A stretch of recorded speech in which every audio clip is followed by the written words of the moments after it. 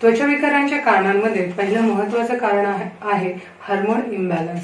दुसरं महत्त्वाचं कारण असं की जेवणाच्या वेळा जर अनियमित असतील तर तुमची पचनक्रिया व्यवस्थित राहत नाही आणि त्यामुळे बद्धकोष्ठता होते, कॉन्स्टिपेशन होतं आणि मग आपोआपच शरीराची हीट वाढली जाते आणि ती हीट त्वचा विकारांद्वारे बाहेर पडली जाते।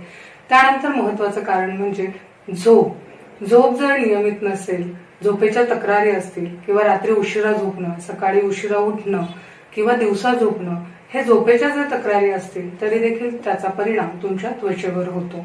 त्यानंतर त्वचाविकाराचं महत्त्वाचं कारण म्हणजे पाणी पिण्याचं अतिशय कमी प्रमाण। पाणी जर कमी पिलं गेलं तरी देखील त्वचाविकार येऊ शकतात किंवा उद्भवू शकतात। त्यानंतर महत्त्वाचं कारण म्हणजे काही आजार हे अनुवंशिक असतात, जे आपल्या पूर्वजांकडून आपल्याला आलेले असतात।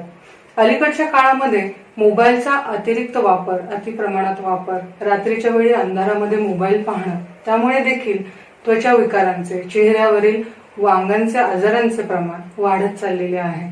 काही त्वचा विकार हे तुमच्या सवयीमुळे आलेले असतात।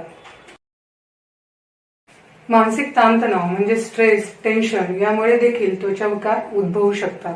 तसेच वातावरणाचा, ऊन, वारा, अतिथंड वातावरण याचा देखील त्वचेवर परिणाम होऊ शकतो। तसेच वैयक्तिक स्वच्छता ही देखील अतिशय महत्त्वाची आहे। वैयक्तिक स्वच्छता नसेल तरी देखील त्वचा विकार उद्भवू शकतात।